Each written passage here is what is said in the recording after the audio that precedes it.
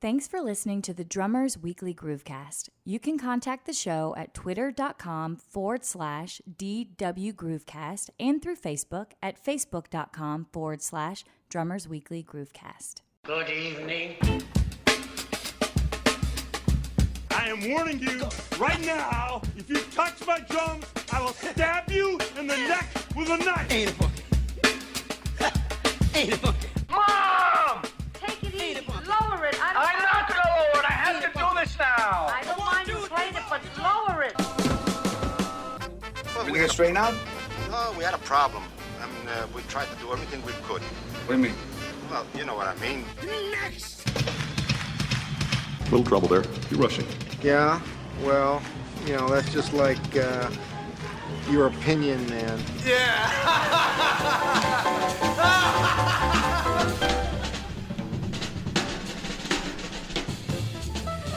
It's been 1 year, and Philly Joe has not let us down yet. Man, I've been waiting said for him yet. to drop that beat. You think it'll happen? It ain't going to happen. I've been listening to that record for 25 years. I don't know how he does it. I don't either, man. I think it's got something to do with practicing out of that Wilcoxon book. A model of consistency. I've heard from more than one person who studied with that cat that was the primary book that he used was the Wilcoxon Modern Rudimental Swing Solos, and that he was incredibly adamant about when he assigned you one of those exercises, you had to practice that thing to where it was spotless. The thing had to be perfect. You brought it in and played it for him, and he would not let you move on until you had played that thing perfectly. I think it shows in that little clip that we play every week, huh? Yeah, he might. I think he practiced it. He's got a little bit of hands behind him. Yeah, I've seen a few of the solos out there that are like it. Not only is it flawless with technique and approach and feel, but he is just sort of like smiling and like yeah. A lot of those Just swinging along here. A lot of those old school jazzers like that, man, that part of that showmanship was just being so happy. Like, you know, Billy Higgins smiling, Papa Joe Jones smiling whenever he played, Philly smiling. There were exceptions, though. Yeah. The brooders like Buddy and Sonny Payne.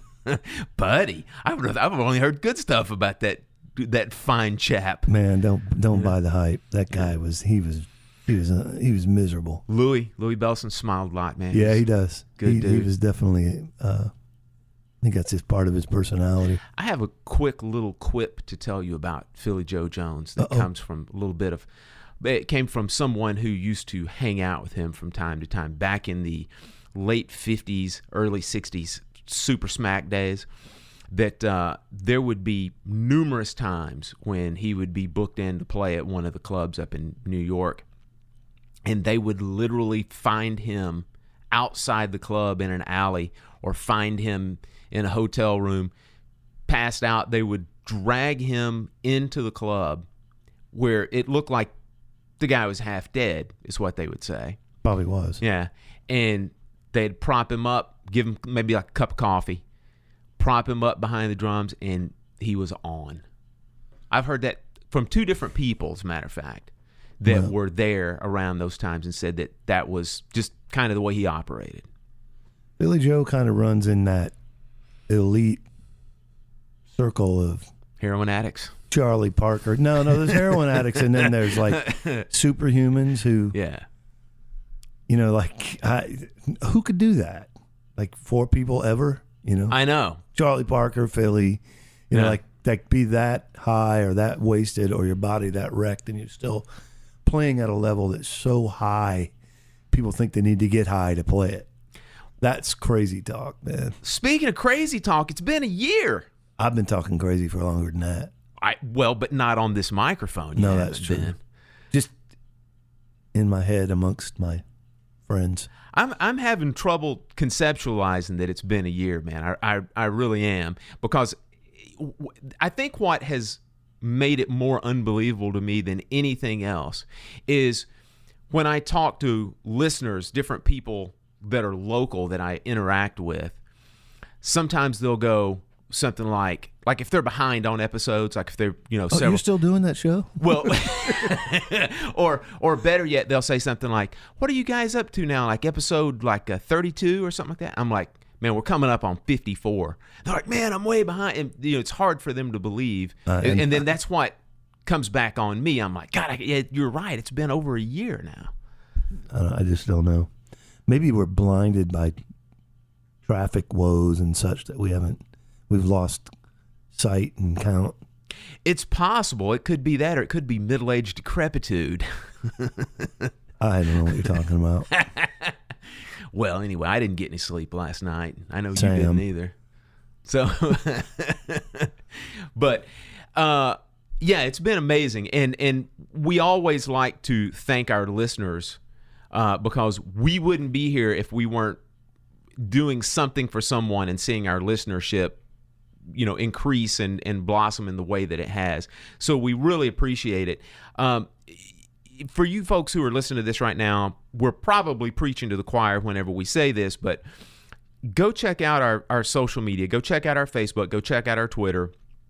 John and I are going to be doing some different things, some new, more exciting things into the new year. And we just started this past week. We are starting to post some videos periodically. It's not going to be weekly. Or John, do you want to do this? You want to do a weekly video? No. I was going to say your tacit response speaks volumes. Yeah. Well, anyway. I fell for this weekly crap once. It's not going to happen again. So what we're going to do is just periodically, and don't you Weisenheimers blow up email and messages by saying, periodically, once every quarter? It might be once every quarter. We don't know. But we're going to post little short video performance clips of yours truly's, I should say, or yours truly, John and myself. You guys truly, y'all truly. Little short performance clips, and we're entitling this little video segment Host Spotlight. And I posted the first one earlier this week, and it was scooped on us, John. The good folks up in Buffalo or Niagara Falls at Regal Tip scooped us on it. They picked up on it. Yeah, big time on me, man. How's your toe? It's you didn't really say who it was, did you? Yes, you did. Regal Tip. Oh, them. It's not bad. I mean, if it were Vic Firth, I might be headed to the emergency room, but. Well, yeah, I was going to say the fine folks at Regal Tip are going to get some mentions in today's show. Awesome. That was incredible. Thank you. But yeah, essentially the good folks up in Niagara Falls, they posted the first video and called it a Feature Friday. Yeah. And man, what a response. We're up to about 1,500 views. That's great. On that, which is pretty good. For a drum video. Yeah, that crap. I mean, now, if it was like me smacking John in the face with a pie and then him hitting me with like seltzer, we'd be like 1.5 million. We just quit the podcast and live off of the Google. So generosity. But yeah, so look for those videos. The first one is on our it's on Regal Tip's Facebook page. Yes? How many views could we get for the pie thing? For the pie? Oh, well over 1 million, I would think. And then what do you get once YouTube? What do they pay you? Well, now I've heard varying reviews about that. Yeah. So I'm willing if you are.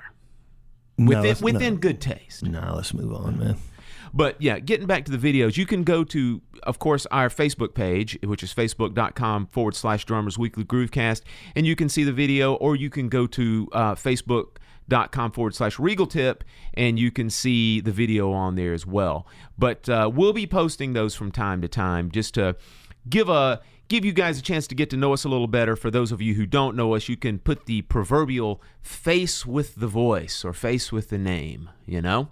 And so while we're also talking about listener appreciation, John, I got verklempt a couple of days ago looking on a drum forum. Yeah? Well, yeah. There was a brand new Grutch kit for $895. You talking about the one I'm getting ready to sell? Oh no. What it was I was on our good friends over at Symbolholic, and a very nice gentleman over there that I will call his name. His handle is Hockey Lifer. Made me get misty-eyed, man. He said that he listens to every show, and he frequently cites our show on different forums. So, wow, that does a body good, man, hearing that. Isn't that nice? This poor guy's online credibility is in the toilet, and that makes you happy? Well, now, if we were like doing pies in the face and seltzer videos, maybe so. Look, that's cool.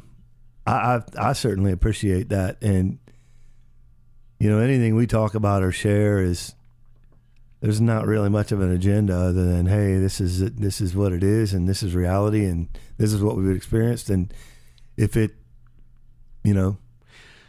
works for somebody or they feel it's valid and they want to share it, then that's awesome, man.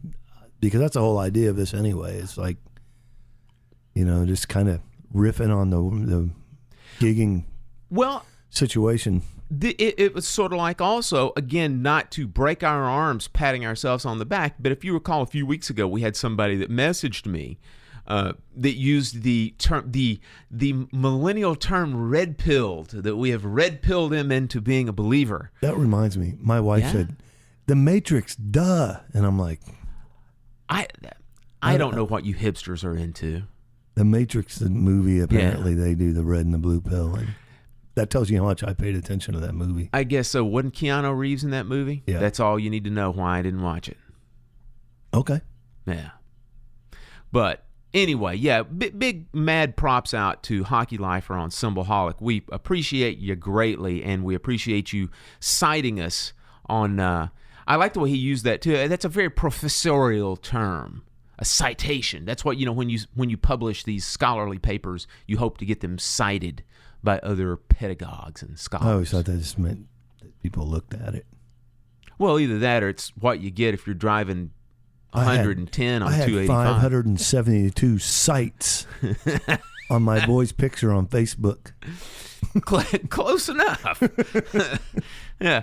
So, but anyway, thanks, guys. And you guys are doing a great job of staying in touch with us. We really appreciate, again, all the nice comments and all the emails and the different messages and the things on the discussion boards and forums and stuff. You can always email us.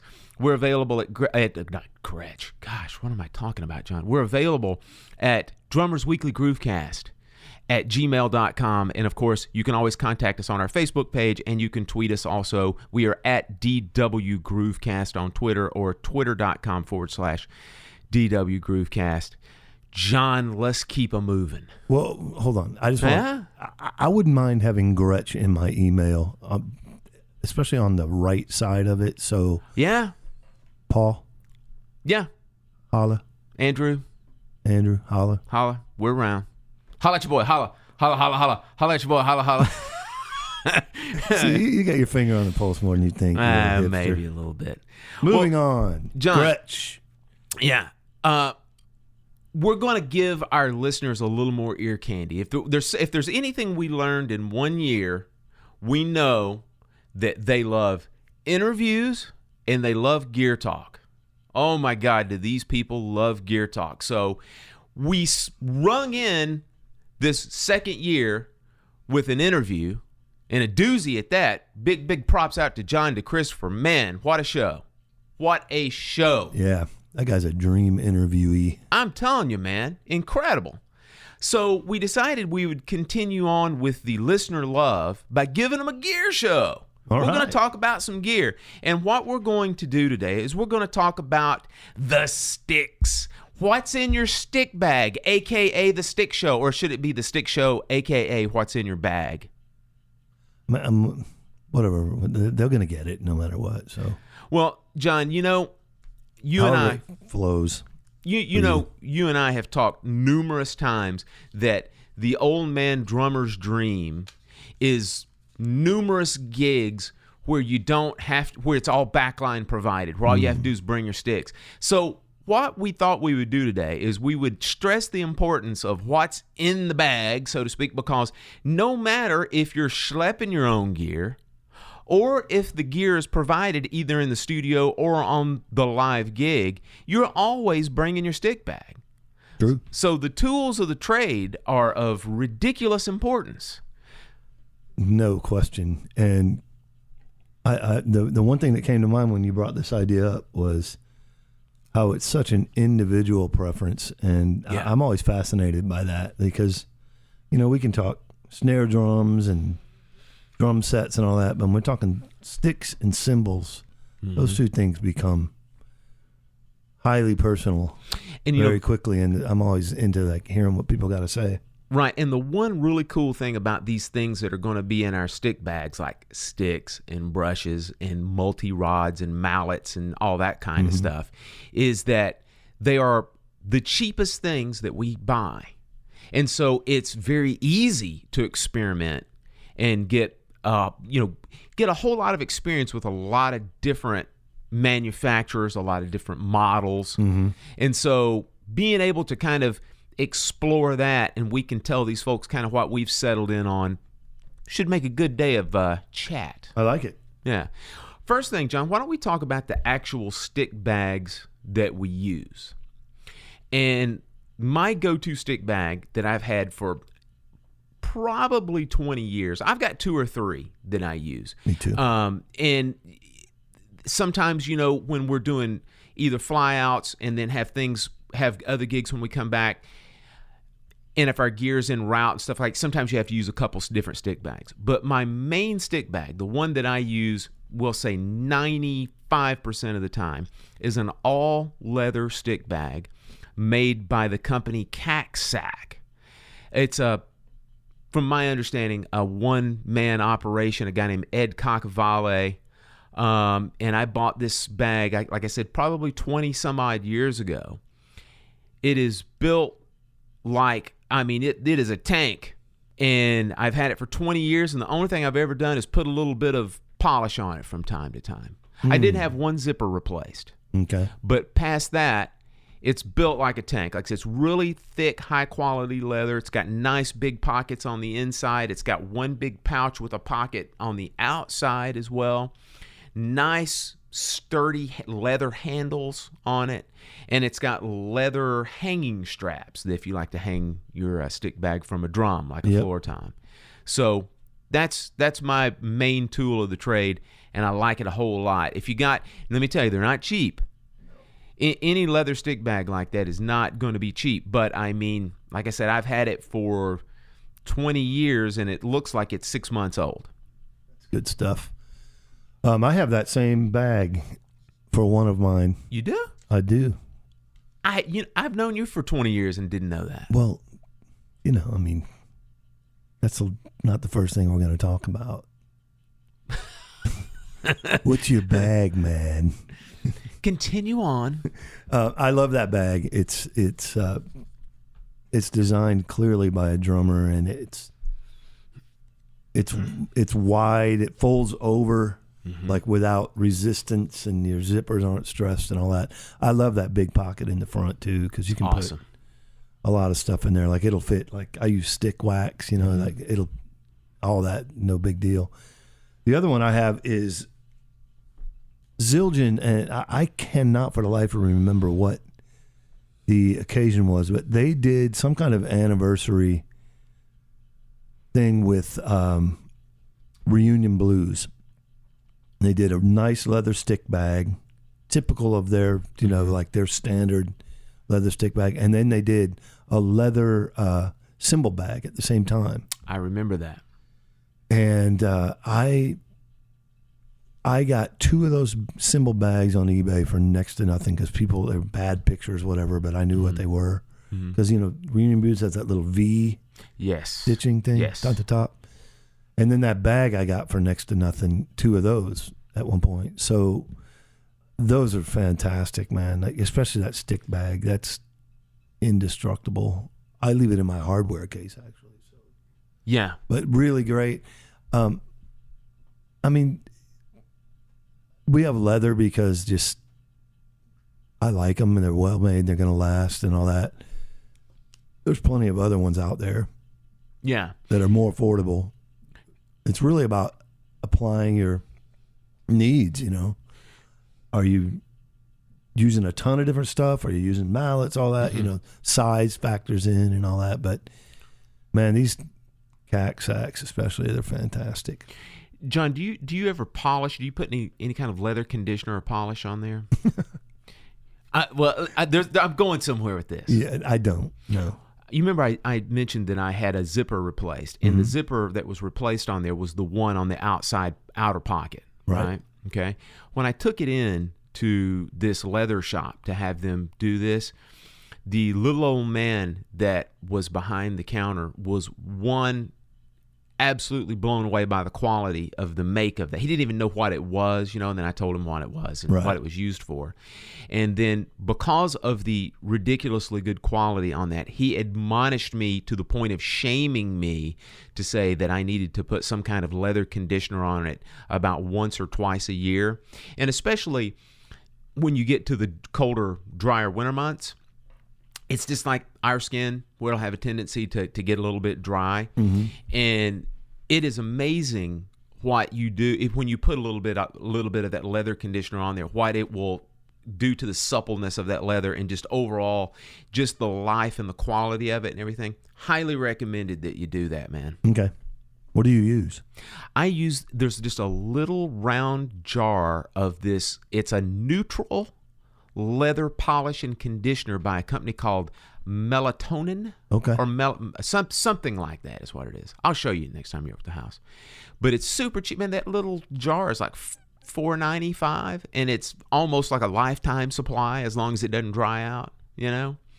And it's great. It's wonderful. It doesn't make the bag waxy. It doesn't make it sticky or anything. It's just really good. It's just very good stuff that I use on there. So anyway, that's our bags of choice. Now let's go to the main tool inside of the bag. Let's talk about the sticks that we use. Now, John, I talked about right before we started in on the actual stick bag thing. We talked about how relatively cheap it is to experiment with a whole bunch of sticks. Right. Well, now I've experimented with a whole bunch of sticks, but in my stick bag, there are really only 3 different drumsticks that I keep in there. Now, I'll keep multiple pairs of those, but primarily only 3 different drumsticks that I'll use. And I've kind of got them broken down between like rock stuff, heavier handed volume. Right. Yeah. Jazz stuff like the acoustic thing. And then I've kind of got a floater, one that's in hybrid the middle stick. a little bit. Yeah. And sometimes I'll actually use that stick for jazz as well. And so the first one, I'm going to talk about my heavy-handed one first. Okay. Now, I'm a huge fan of this one, man. It's the Regal Tip 5BX wood tip stick. Now, one of the reasons I like this drumstick is, one, I'm one of those wackadoos that I really like the coating on Regal Tip sticks. Yep. There are a few of you out there, clearly. I like it a lot. You know, I thought about this. You know how you were telling me about the stick wax thing that you like to use? Yep. That's almost like my version of it. Okay. That's on. I think so. I think we're thinking almost of the same thing, because as your hands heat up a little bit, those sticks will have a tendency a little bit to improve your grip, or it will have a little bit of a tendency to make it just a little bit tacky. Yep. So, and the other thing about this 5BX is 1/4 of an inch longer than a traditional 16-inch stick. So it's 16 1/4 inches, and then also the diameter of the stick is maybe just a notch smaller than the traditional 5B, or especially any of the other 5B Extremes or anything that the other companies make. It's 0.590 in diameter. Right. It just, man, it feels right to me. It's got a real short taper. So in other words, you got a lot of stick all the way up to the taper. So it's got some forward weight to it, and it's got a nice acorn bead up there. So that's my heavy-handed one. All right. Mine is, I remember when they came out too, and I was so happy. I used 5Bs for a long time, Vic Firth 5Bs or Vader 5Bs, little beefier. And Vic came out with 55As, which are like in between a 5A and a 5B. And I was skeptical at first, especially in the higher volume stuff. And it, from the get-go was like, oh, these can hang. These are great. I'm not feeling like I'm a little overwhelmed with it. On occasion with the 5Bs, it kind of be like, it's a little laborious, like. Yeah. And so they were like the perfect stick for me. And I used those on most of my groove-based gigs. They just are, they're really the most comfortable stick size-wise. Do you know the diameter of it off the top of your head? 0.50, 80. So it's it's almost like that 5BX. Exactly. Yeah, it's real similar. And I've noticed too, one company might say 0.580 and the other one might say 0.590, but I'm not. Sometimes I think maybe their measuring tools are a little different. Could be. Because it seems like sometimes there's a little bit more in one than the other. So I'm not sure if that's an exact science. It should be, but it seems to vary a slight bit. Yeah. And this stick doesn't. It really feels plenty. There's plenty of oomph in it, as far as weight and just the overall size. And it does. I know that stick, and it does remind me It's got a lot of similar properties to the one that I was talking about. A bit shorter. The Regal 5BX. I think mine's only probably 16. Everything I use is 16. I don't like to well, actually, one stick I use has another 1/8 inch maybe, but yeah. I've kind of been having a little affair. Oh, do tell. There's this stick called the Vader Fusion Acorn, and the Fusion used to be more of like kind of just a ball tip. Yeah. But I think people love the size, which is almost identical to the 55A, and a lot of people like acorn tips, so they did that. And I got them. I had like 4 pairs just fall in my lap in a drum lot I bought, I think. Mm-hmm. And it was like, they're really nice. And it's another stick. It's real similar. If you're a Vader guy and you're curious about this, but you want to stick with it, that might be the perfect solution. Yeah. My medium stick, or kind of the catch-all stick that I use from time to time, might surprise you a little bit, John, because it's a relatively new addition to the arsenal. Mm-hmm. Within, we'll say, 2 to 3 years, and it's one of these things that I didn't necessarily know that I would ever go in this direction again, but it's a nylon tip stick. Mm. And what it is it's the Regal Tip 5AX. And again, the X means that it's got an extra 1/4 inch. It's 16 1/4 inches in length and 0.560 in diameter. And there's something incredibly appealing about the nylon tips that they use, especially on a couple of different rides that I've got. Mm-hmm. That stick sounds like $1 million on my Bettis 22 and on that Avitas 22. Interesting. I mean, sounds like $1 million on those rides. That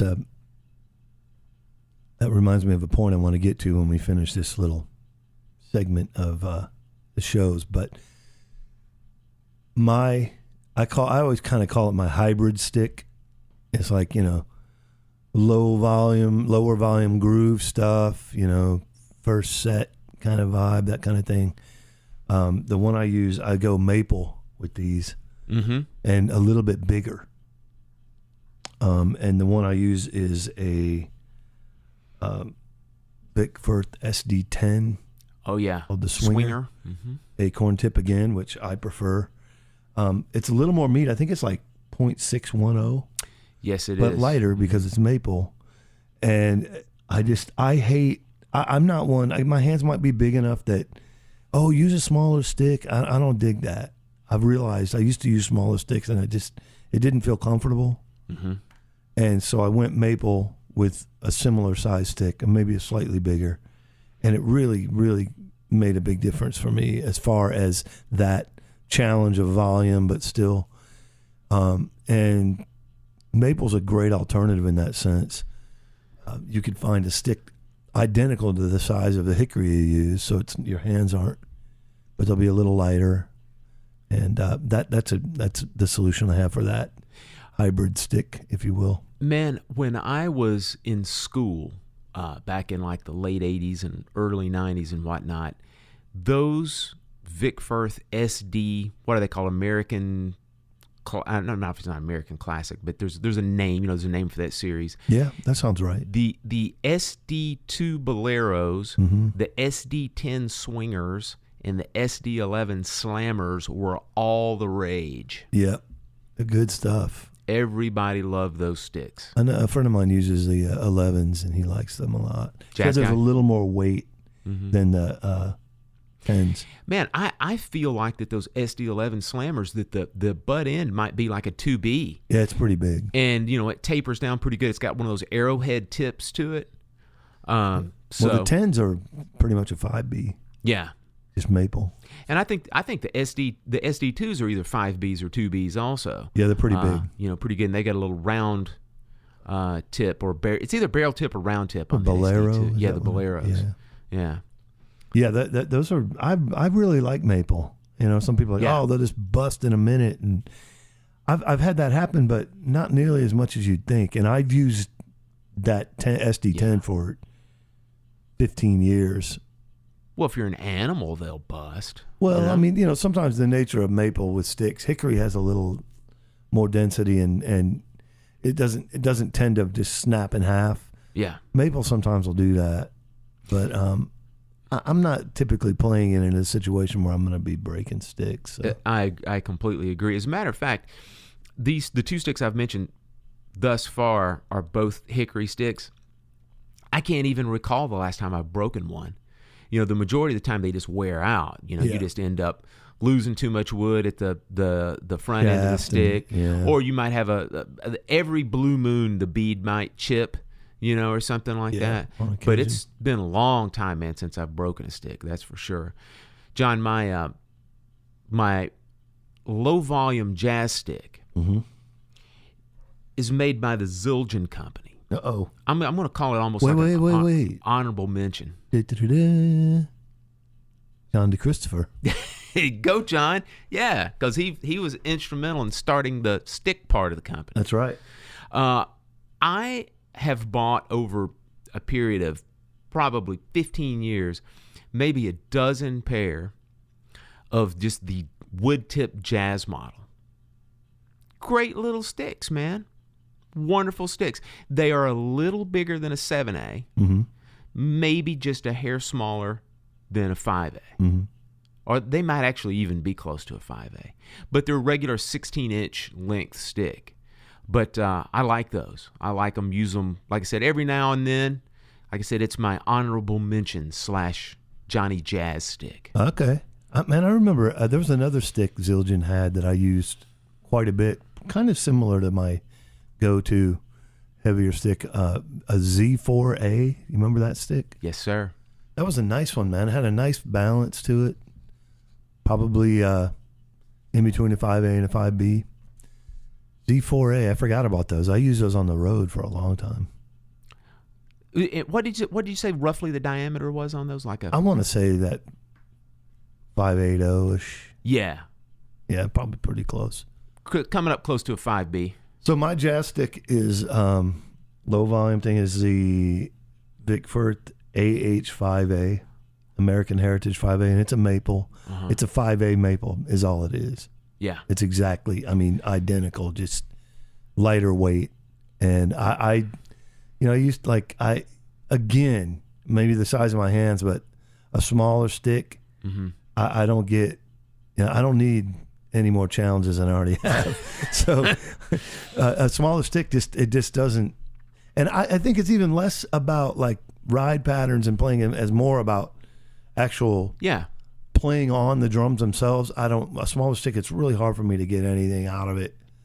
Well, you're fighting good old Newton, right? Yeah, that's right. So, every action has got an equal and opposite reaction. Well, I just butchered that one, but you know what I'm talking about. Yeah, and I think that old theory of letting the stick do the work, we probably at this point do that way more than we even realize, and that's why we settle on certain sticks, because we have the it's working with us as opposed to against us.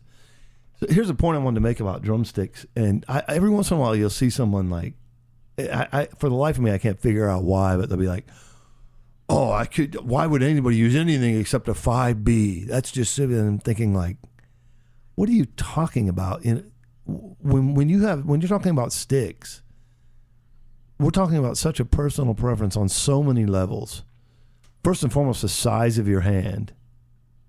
That's going to dictate a lot in how a stick. Someone with a smaller hand than me, a 5A might feel exactly like a 5B in my hand. Yeah. And the weight, be damned, but I'm talking about the diameter and the feel and how, if using finger technique, anything like that, all of that factors in. And then we get into the whole, my point of all this is to just focus on yourself. Yeah. Because then we get into the whole thing of like, some people like a real front weighted stick. Some people like a lot of weight at the back right. of it. You're talking about tips. Open your mind about tips, like I personally like Acorn. I don't know if it's a sound as much as they don't pit heads as much. Yeah. A round bead tends to, people don't think about this, but a round bead tends to pit heads more because the entire energy of that bead is going into the head at once.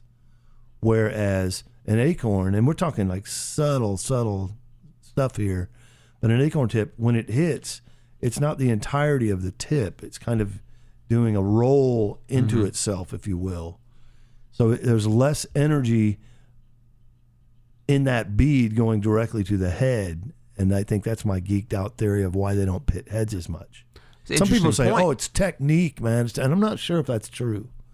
Yeah. Technique can factor into it, but I think 9 times out of 10, if someone sits in on your kit and you come back and your heads look like the moon, they probably have round beads. An interesting point to further what you were saying regarding the whole thing about, somebody's hands might feel different on a certain stick or whatnot. I remember having a conversation with a artist rep guy for Regal Tip years ago, man. This was, I'd say, at least 12, 15 years ago.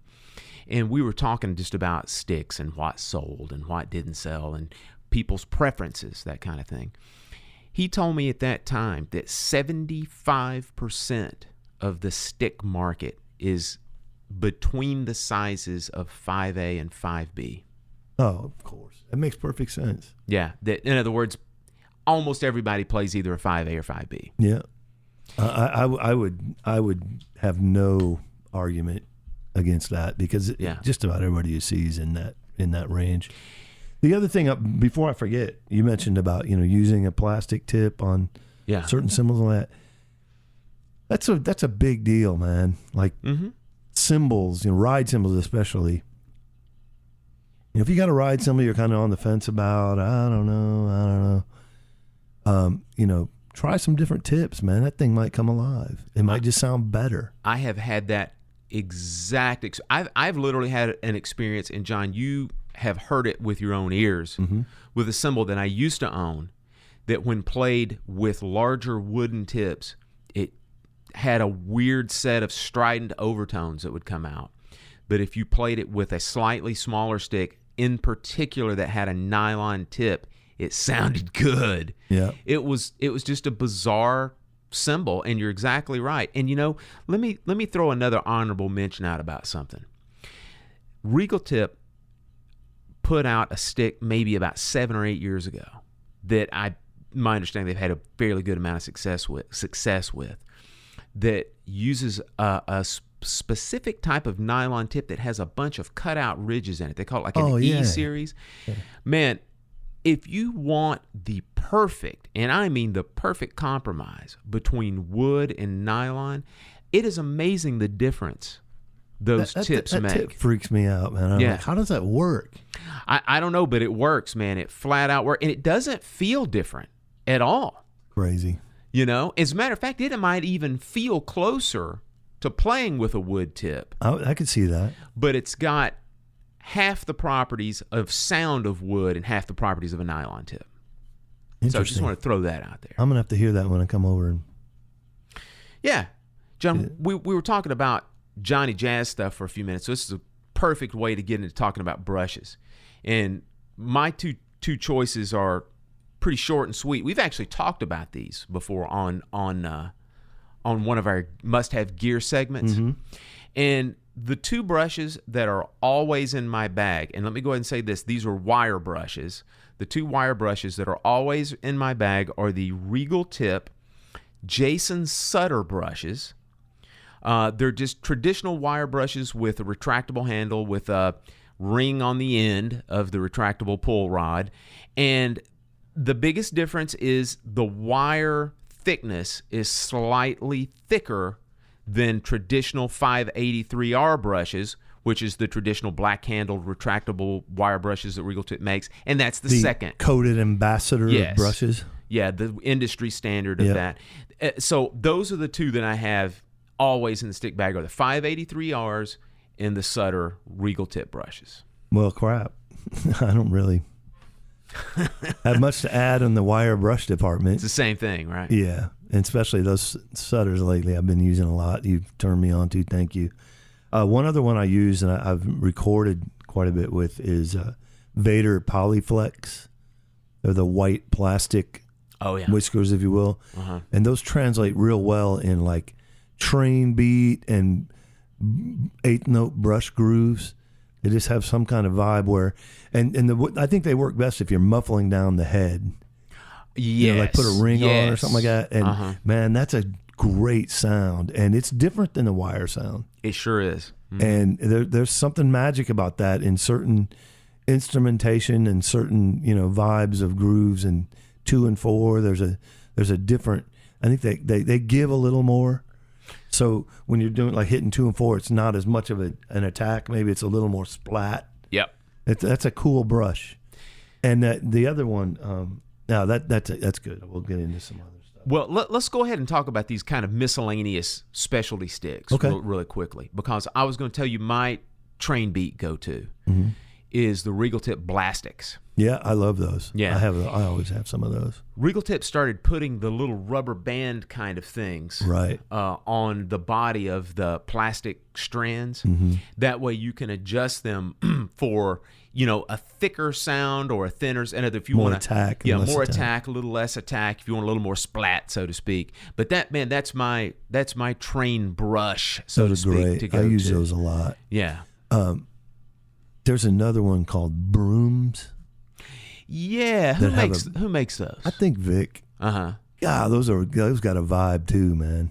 They're especially on the huge snare handles, drum, right? Yeah, on the snare drum 2 and 4. There's something super cool about those. You use those? You have some? I've used them on recordings. I never used them live. Yeah. You know what I did actually? A cool thing you can do with those is breaking up some bosses, like just getting out of the standard. I'll use a brush in my right hand and that in my left. The broom? Instead of a cross stick, I'm doing the clave with that, and it's just a totally different sound and vibe that it sounds really cool, and it always turns ahead like, wait, it's not your go-to standard boring old bossa, you're just breaking things up, and that's a great sound for that. I turn the snare off actually. Cool. And that's interesting. Do eighths with the right hand, and then do the clave with the left with the snare off, and it's got a whole different cool like out of curiosity sound to it. This is, and again, give you a glimpse into the way that my whacked out mind works on those brooms like that. Is there a way that you can protect those bristles when you put them into a stick bag? Do you know what I'm talking about? In other words, is there any kind of a rubber band or anything that's on the thing that you can, like on the plastics? It's like an O-ring kind of thing. Okay, cool. So you can pull those things up to keep the bristles more intact and compact in the bag. I believe you can. Yeah. I'm pretty sure it's like an O-ring sort of thing. John, another little goodie I keep in there we're starting to straddle the lines here between sticks and specialty stuff is I keep a set of the multi-rods in there. Oh, yeah, kind of like the hot rods, that kind of thing. Yeah, and I use the Regal Grip Tie, which it's almost the exact same thing. The grip is really cool, man, on the Regals. It's a kind of a neoprene rubber, real super thin rubber that goes around the dowels, and I like those a lot. And they also have a ring that controls the spread on those. So that's another one I use. Along the same lines, Vader has one that it's maybe like 5 or 6 thicker rods, but then they're surrounded by these sheaths of plastic that are the same length. That's got a kind of a cool time. A little more high volume, like between a stick and a hot rod. Yeah.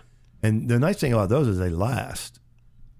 Yeah. So if you're going for that vibe live and a higher volume setting, that might be a way to get around just blazing through hot rods or dowel sticks. Because you'll chop those things up in a hurry if you get everywhere, middle, top. If you get a little aggressive. Yeah, that's a kind of a good situation, a good solution. Sorry, if you're really going through a lot of those, to try that, and it's a little more attack, a little brighter, but still a similar effect. And it has the ring where you can kind of open up the end if you want. Yeah, a lot of great ideas out there, man. Now, John, I've got a Swiss Army knife for my next pick. And I don't mean a literal one, but I've got, I don't even know where I bought these. I've had them forever, at least 25 years, maybe 30 years. I might have had them when I started undergraduate school. They're a set of Ludwig wooden-handled, for lack of a better term, they're like timpani sticks. Right. They've got a hard felt ball on the end, okay? But at the butt end of the stick, there's a knurled away part to where it forms a bead, like a large bead of a stick. What they could possibly be, man, are marching bass drum sticks. Is what they could be. There's no model number on them. All it says is Ludwig on the handle. But it's just a hard felt ball, and then the knurled part to where there's some kind of a weird little bead at the end of it. Man, I cannot even begin to tell you how often I use those things for things like, of course, cymbal rolls. Right. If I have to get called upon at the last minute to go over and play a timpani roll for something, there's that. There. Right? I use that vibey tom parts. Same thing for vibey tom parts. Also use it for whenever I play like the Poinciana groove. Yep. Where the left hand is playing like the bell of the cymbal or the hat, and then the right hand's playing the snares with the snares off. Use it for that. Man, that is those sticks don't owe me a penny, man. I mean, they're fantastic, and I know Ludwig doesn't make them anymore. That's crazy. I have a similar. I don't have the ones with the bead on the end, but wood-handled Ludwig 545 or whatever, like this, the most typical 1970s timpani mallets. Yeah, that I literally got from my high school. So they were probably used with like, John Philip Sousa or something like that, right? Yeah, man. No, that I've had them that long. I've had them for 40 years probably, just crazy. And you use them for the same stuff, I'm guessing, that I was talking about? Exactly, yeah. They just and that's a little bit and these aren't round though. The mallets themselves look almost more like a traditional bass drum beater. So a little squared off. Well, kind of the same thing on mine, too, yeah. Because there's some that are really serious, like actually round. Right, like a round bead almost. I have a pair of those, but they're more like softer. Yeah. Yeah, these are the felt heads on these sticks that I'm talking about are much like what you're talking about as well. Almost like not mushroom, but squared off, like a Danmar beater almost. As a matter of fact, I wouldn't be surprised if Ludwig used that for their bass drum beaters and their timpani mallets. Probably so. They make perfect sense. Yeah, yeah. Although, the one thing I would say, I'm geeking out again, the hole is smaller in the bass drum beater one. Oh yeah, absolutely. But then again, they could have drilled them out or whatever. I Yeah. mean, it just seems weird they'd order. Why not order 500 of those? And, Yeah, because the handles on those sticks that I'm talking about are probably 2B style handles. They're Okay. good size handles. I don't know if I'm that big, but Yeah. they're pretty significant taper down to the right before the bead. Kind of that way too. I guess probably the closest way that you could describe mine is the wooden handles almost have like that old Musser 2-step looking handle, where it has a very sharp drop off, where it doesn't really taper. It's just got a sharp drop off and then a skinnier shaft that goes up to the felt ball. Okay. Yeah. John, I also keep a Grover triangle beater in my stick bag. You're such a pro. Oh, I am, man. I don't, for the exact same reason you do. You mean you don't ever have to play the occasional triangle ding? No. Let me rephrase that. I never will Play the there's no occasional reason triangle ding. to have that in my bag. That's added weight, man. I have to be ergonomic and mindful of my health. On another show, and when we have more time, John, I will tell you about my triangle solo that I played nightly when I was with the bus and truck version of the Broadway show Titanic. You think I'm joking? No, I don't think you're joking. I'm not joking. Yeah, I had a rather lengthy triangle solo in that show. It's a great story for another time. I'm going to keep everybody on the edge of their seat. Well, it's not during the sex scene in the basement of the ship, is it? It's where they're painting. Did they have that in the live show? No, they didn't. The hand on the On the misty window. They didn't have that. Man, I would never go see that if they didn't show that. Well, I didn't have to watch it. That's good. I was in the pit. Thank God. Yeah. No. So, I'm glad you had a job. John, no reflection on this next part. And I completely understand it if you want to shun me and shun this part of the topic. No. But I want to talk about, I do keep mallets, traditional keyboard mallets in my stick bag. Is that offensive, or is that something that we can cover? It would be offensive if I had them. But not you, because you can actually play keyboard percussion. Well, if I had them, it would be a lie. Which is offensive. Exactly. So Yeah. I turn the tables on me. Well, I'm going to keep it short and sweet, and I'm going to tell you what I got and why I have them. All right? 4 or 5 times a year, I have to play keyboard percussion on something. It's always going to be either an orchestra bell thing, and I would say out of the 4 or 5 times, 90% of those are going to be the orchestra bell type thing. And then there's the Blue Moon, where I will have to play a vibe passage or maybe a marimba part, right? So what I do is I keep a set of Mike Balter number 6 hard rubber rattan handle mallets. Now, these are not the be-all, end-all for playing orchestra bells by any stretch of the means. But the reason I keep them in there is because they're not brass tips and they're not super hard acrylic, but they'll get the job done. Because sometimes the brass bead or the brass heads or the phenolic style plastic heads are too much. Now I can get a good bit out of these Mike Balter hard rubber mallets, not as much as the brass, but they'll just do the job is what I'm going to say.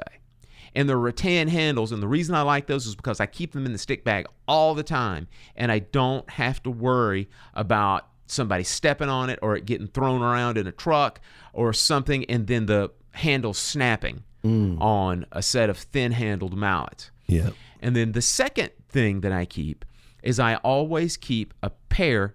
I've got the other pair because they come in sets of 4, but I want you to follow my pretzel logic here in a second, John. I keep 2 rattan-handled Musser cord-wound Good Vibes, that's the model, medium-hard vibe mallets in my bag. Again, rattan handles for the same reason, okay? But, John, the reason I keep 2 is so that no one will ask me to play a 4 mallet thing. You like that? I love that. That's there. I've got the other 2 at home, but I don't want to have to be put on. Don't put me on the spot, bro. No, man, that's just cruel and unusual punishment. That's calculated if someone does that to you. It is. Because normally if you gave a crap as an overseer of a performance, you would let someone know, hey, man, got a little 4-mallet thing happening here. You want the music? Yeah. So it's on them that you left it at home. I want to say one 30-second amazing story and name check a bro of mine that is no longer here in Atlanta. The former principal percussionist for the ASO, who's now up at Cleveland Symphony, a good chap named Tom Sherwood.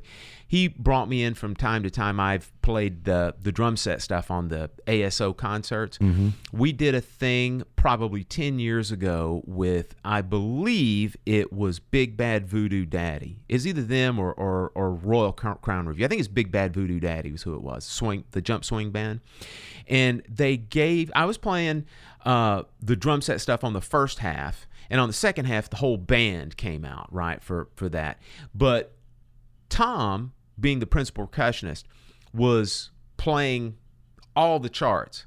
And everything he was playing, or I should say 90% of the stuff he was playing, was vibes, and it was 4-mallet vibe stuff, all written out, not chords. It was all written out on a grand staff. This guy sight read this stuff, man, like we would sit here and eat chips. It was sick, man, what a great player this guy was. So that's all I want to say about that is this guy had zero fear. He just slaughtered everything that was put in front of him. Never seen it before. Sight read it like a pro. So there's that. John, let's talk about the miscellaneous accessories, or what I like to say, what's in the front pouch, man? That's where you keep your weed, man. Right? Now I know why you can't have trouble getting in and out of Canada. Yeah, that's true. I don't keep any weed in there. Relax, church gig people. So, which that stick bag does come back and forth to there. Yeah, so you can look if you have to. I'm going to do my quick laundry list of things that I keep in there. Doesn't need a lot of explanation. You'll see what I'm talking about, John. What I keep in there, I keep a few drum keys, including a Sonor drum key. I think we mentioned it on the show a long time ago, but anybody who does any traveling in backline, do yourself a solid, spend a few bucks, get a Sonor drum key and throw it in there, because you will. That's the reason I have one, is because I got hit up with a Sonor kit that they didn't have a key with. Yes, sir. So make sure you have a drum key, including a Sonor key. I always keep some earplugs in there. I keep a little multi-tool that has all kinds of little goodies in there for screwdrivers and nut drivers and all that good stuff. I keep a small square of 220 sandpaper, which, again, hearkening back to another one of our shows, occasionally if you have a brand new coated head, sometimes there's little imperfections. You knock those little nuggets off there and you'll be good to go. Love that. John, I keep a little plastic egg shaker in there just for anytime anybody needs a little shake. I also keep an extra bass drum pedal spring. The whole little apparatus in there. I have a full pedal that I keep in my master case, but if I'm on a break and I've got time and the pedal the spring has sprung, I'll put a new spring on there. I also keep cymbal stand sleeve protectors, again, for a backline provided gig. If I'm carrying cymbals and I don't want that metal-to-metal contact, if the cymbal stand's missing a sleeve, I keep that. And then last but not leastly, moon gel. Good stuff, man. I have a few of those things. I keep a lot of that stuff. I keep in a microphone bag in my cymbal bag. Yeah, like inside the cymbal bag. Yeah, just kind of tucked in there, which is an option if you don't have a big pocket. Some of those pockets are real tight, flush to the body of the bag. They don't hold a lot, like good for a key and stuff. But if you have a bag that you like that has that tighter pocket and some of these bulkier items, just get an old microphone bag and put it in there and leave it in your cymbal bag, and you have everything kind of solution. As far as what's in mine, real similar to yours. Yeah. Just an option if your stick bag isn't as user friendly as that CAC-SAC outer pocket. Right. He really thought that out. I love that pocket on that bag. Agreed. John, you got anything else you want to throw in there? Throw in your stick bag? No, I just think, again, as you pointed out, how affordable sticks are. Really go back and do some experimentation with, what you're using and why, and, try a couple different things, because literally, like, a front-weighted stick you didn't realize, but might serve you better, what you're doing or how it naturally feels to you. Opposite being the back end heavy sticks, beads on certain symbols, all that stuff. Experiment with this, man. It's really a really affordable way to add to your comfort level, add to your sound, and the options are endless. So there's no excuse to, say this is all I got. If you want to try some different stuff. Yeah, aside from the bag being the most expensive thing that we talked about here today, the things that go inside of it, probably the most expensive thing in there would either be some of the mallets that I talked about or the brushes. And I mean, John, what's the street price, man, for like those Sutter brushes now? Like $24, something like that? I want to say I got them for $21.95 shipped. Yeah. So, and that's about the most expensive thing that we've talked about. Yeah, that's true. Aside from the bag. Yep. All right. Well, listen, folks, if you think of anything we left out, or if there's something in particular that y'all just love and you want to share with the rest of our community, shoot us a quick email or message us on Facebook or Twitter and say, hey, you idiots forgot that, and we'll chat you up if you're nice enough. John, let's finish off today, and let's talk about a segment that we haven't had in about 2 months. Let's talk about a great underrated drum track. And you're a freaking cheater on me today, man. I told you mine, and you're not telling me yours, so you got a good one, I suppose. I think I know I've got a good one. You got a good one. I got a good one. Mine is, I think, underappreciated, underrated, and often overlooked for good reason. Wow, well, that kind of checks all the boxes. Yeah. My track for today is I've Got You Under My Skin by Frank Sinatra, Nelson Riddle Orchestra, the fabulous Irv Cotler, who was Frank's drummer for a long time. Awesome.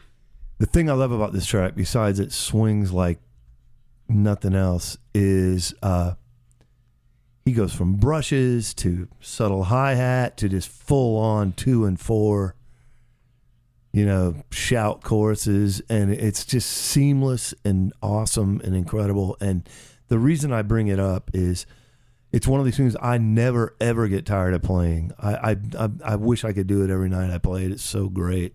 But it's also, I think it's overlooked or underappreciated because who's out front? You're just so locked in. I mean, those arrangements in general, musicians will say, oh, they're so great and all that, but the average person doesn't realize the brilliance of Riddle stuff, and how amazing the orchestration is on his arrangements. But man, the drum track on that particular tune is just crazy great. And we just kind of take it for granted, I think, sometimes. One, I think this is the first time that Irv Cotler's name has been mentioned on the show. Mm-hmm. So that's excellent name check time for him, because he in himself's an underrated drummer. No doubt. Yeah. If you kept that gig for as long as he did, you're doing something right. And man, there's something about when I listen to him play, and I listen to him play in that band, with the range of sounds and dynamics that are not only just within that one song you're talking about, but just with everything they play. All those records, man. Man, he gets to the point, man, to where it's just this huge bombastic thing when we get to like the 2 and 4 snare drum thing at the end of those tunes, those shout choruses, man, that is just, it's amazing to use. One of my favorite terms I've heard in a long time, Zach Danziger says those old records like that have a lot of Fred Flintstone in them. Yeah. I love that term because I know exactly what he means. Exactly, yeah. I know exactly what he means. And that record has got that Well, Irv he's an underrated cat, period, because he lights me up like Sonny does. Yes. You know, like, in that, I mean, it's just that right, that good, that swinging. And again, sometimes we kind of get lost in this chops thing over here or whatever style thing over here. And like, man, that dude served every song perfectly, but still had subtleties that were so cool and unique to him. And, you know, just some fills you'd never think of. And that one particular one, he does that, you know, like, yeah. And I mean, that's, you know, I would never play that. You know, it's one of those things that there's that and now I have to play it every time. Right. In Spinal Tap terminology, there's a fine line between clever and stupid. Right. But there's also, you know, there's an incredible line between like knowing something that's easy, but yet not being the one coming up with it. Right. You know what I mean? There's the person who creates it and invents it, and it's just perfect. But there's also too, if it's just so swinging, it anything like that, it doesn't really. I don't think about it as like, it's kind of cheesy. It's just like, man, I always think about it like I have so much respect for him. I never would have thought of that because, you know, it's basically kind of this one bar open kind of thing where I would play something a little more typical, you know, like a little more subtle, a little more hip, a little more big band vocabulary-ish kind of feel, as opposed to that little stumbling down the stairs thing. Right. And it's brilliant. Yeah. Because the rest of that track, everything he plays is like just subtle and hip, and he just comes out of nowhere with that. I can't say enough about that cat, man. He is fantastic. I highly recommend going back and digging into his stuff as far as that old school big band vocal stuff. You know, about as good as it gets. John, you were mentioning right there when you were finishing up that you had, you know, such tremendous amount of respect for him. Mm-hmm. I think the track that I'm going to talk about today, you've got a modicum of respect for the drummer. Maybe a little. That recorded that. And it's just, man, all it is just a little old 12/8 tune. That's all it is. It's like playing an old blues song. Yeah, just play a blues. Yeah, right. So listen, if you guys have not heard the track that I'm going to talk about, it's going to change your mind when it comes to playing 12/8. And the track that I'm talking about features a little old drummer named Jeff Porcaro. Who? Yeah, Jeff Vaccaro. You know, like Brenda Vaccaro. Jeff Porcaro. Were they married? Probably. Yeah, makes sense. And it's off of Donald Fagen's first solo record called The Nightfly. And it's a little 12/8 number called Ruby Baby. It's a remake, John. Mm-hmm. Dion made the tune popular back in the 60s, but it was originally written by that songwriting team Lieber and Stoller.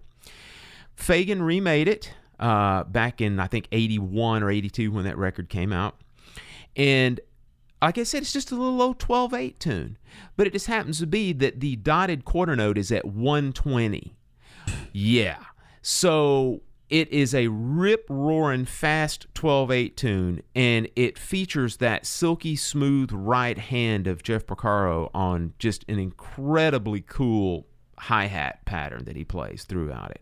And he uses a bit of an atypical bass drum pattern on it as well. And it just, man, it grooves like crazy from beginning to end in typical Porcaro style. I'm not going to beat this up. I'm not going to say a whole lot about it other than you're a better man than me if you can just turn this podcast off, waltz over to your drums, turn that track on, and play perfectly to it for the full 4 minutes that song is. It will wear you out. It would be very, very similar and in comparing, say, like Tony playing those blazing ride patterns at, 360 BPM on some of the Miles stuff. The challenge of consistency and the smoothness of it is frightening. He has that other track, Keep Forgetting, it's got a similar kind of mind-blowing endless 16ths at 96, I think. Yeah. And let me tell you, man, I can actually play that groove better than I can that fast 12/8. Yeah, that's hard. The phrasing of that fast 12/8 and the way that it's played, man, if you're not comfortable doing it, if you haven't done, not many people, you don't get called on that often. No, it's just a shuffle. That's what I was going to say. The majority of the time, it turns into a shuffle by the time you get to there. It turns into like a medium shuffle. Right. Well, he's playing every eighth note on this. So Sometimes I think about that, like, the thrash drummer that you see on a show and he plays 45 minutes of just is insane. And it's like, he doesn't know he's not supposed to do that. Exactly. I kind of think, like, in some ways Jeff was like that. Like, dude, you're not supposed to be able to do that. Yeah. Yeah, the only way I think about playing that tune, I've never had to play it live. I've never had to play any 12/8 tune at that tempo single-handedly. It's one of those kind of, and never done a session like that either.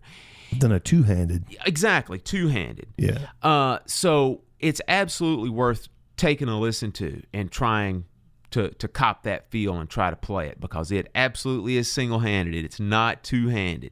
So give it a listen. My track is Ruby Baby, Donald Fagen, the Nightfly album, Jeff Porcaro on drums. Awesome stuff.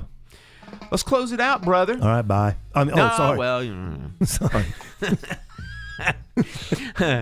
All right. Well, again, folks, thanks for listening to the show. We appreciate you guys. It's been a year. We got new cool stuff coming up. We got some great interviews in store for you. Great topics. Stay in touch with us as always. You can reach out to us again. Email us, drummersweeklygroovecast@gmail.com. Interact with us on Facebook, facebook.com/drummersweeklygroovecast. There you can check out our first video, our host spotlight that we posted earlier in the week, or earlier a couple of weeks ago.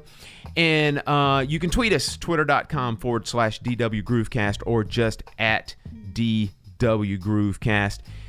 8 new shows every Monday. You guys know that. Subscribe to us. We're on iTunes, Google Play Podcast, Stitcher, Podbean, all your favorite podcast apps. You can find us. If you can't find us, make sure you send us an email and let us know, and we will hook you up. I'm done. Great. All right. Stick to your guns. Ba-doom. I should have cut this 30 seconds ago. All right, we'll see y'all next week. Bye. They just keep holding me, won't let go. Holding me, won't let go. I need armor to hammer them down. I need a armor to ram them down. They just keep teasing me. And you know they play like they don't know, provoking me. But this is all I know. I need a rammer to ram them down. I need armor to hammer them down.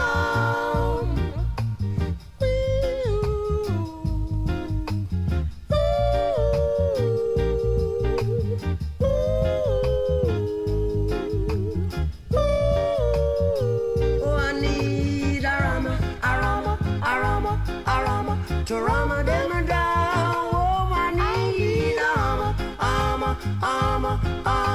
to hammer them down. Said I need a rammer to ram them down. I need armor to hammer them down. Holding me, won't let go. Holding me, won't let go. I need a rammer to ram them down. I need a hammer to hammer them down. I need a rammer.